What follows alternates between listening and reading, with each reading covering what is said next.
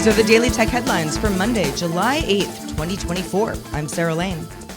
Nothing, the company Nothing, announced CMF, its budget-friendly sub-brand, last August. Today, CMF officially unveiled a smartphone, a watch, and earbuds. The CMF Phone 1 is $200, has an interchangeable back cover, an 8-core MediaTek Dimensity 7300 5G processor, a 6.67-inch Super AMOLED display, 50-megapixel main camera sensor, 5,000 milliamp battery, and 8 gigs of RAM. The CMF Watch Pro goes for $69 and has a new rounded shape with improved sleep tracking, built-in GPS, an accelerometer, an ambient light sensor, and new health tracking sensors. CMF promises up to 11 days of use per charge, available July 11th. As for earbuds, the Buds Pro 2 offer active noise cancellation and algorithmic spatial audio. $59, also available July 11th.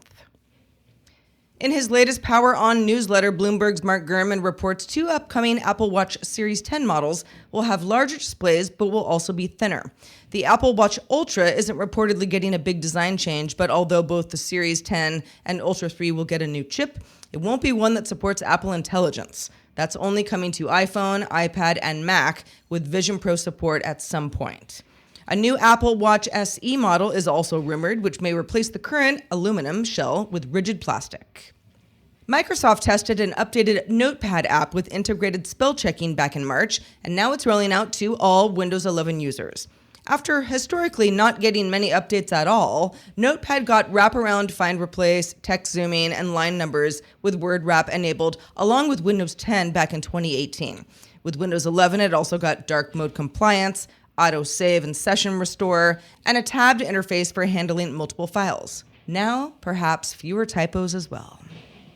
11 Labs has reached agreements with multiple estates to be able to use the voices of some deceased actors to narrate text that you might want to give it in 11 Labs' new Reader app. You can update a PDF, EPUB file, or any other text to the app, and then choose to have one of several celebrities read the text. That would be Judy Garland, Sir Laurence Olivier, James Dean, Burt Reynolds.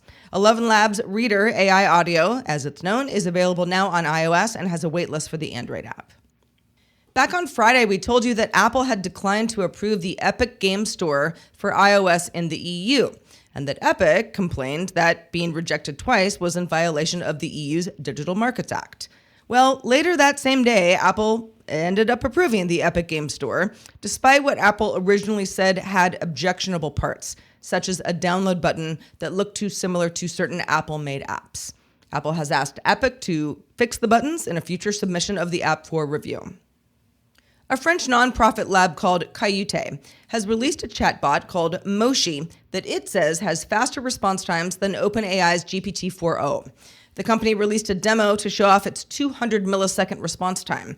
However, Coyote notes it's optimized for speed, not accuracy, so it's really just a research prototype at this point. Back in February of 2014, crypto exchange Mt. Gox filed for bankruptcy. At the time, the company said hundreds of thousands of Bitcoin, worth around 400 million, now worth 45 billion, had been stolen in a heist.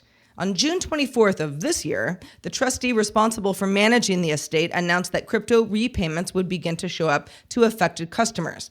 On Friday, those repayments started to trickle in. The bad news, because only a limited amount of Bitcoin was actually recovered, customers will receive only around 15% of the Bitcoin they actually had with Mt. Gox. But because Bitcoin's price has risen so much since then, the price is better now at only 15% than it would have been in full.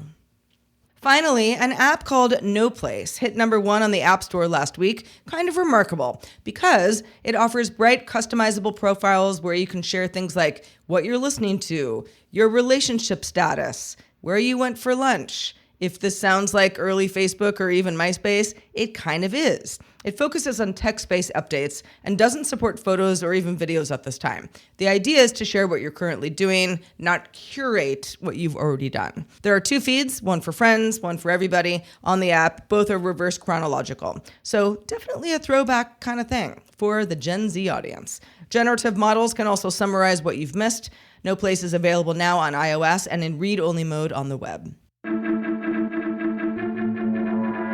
For more discussion of the tech news of the day, subscribe to dailytechnewsshow.com. That's where you can find show notes and links to all of these headlines there as well.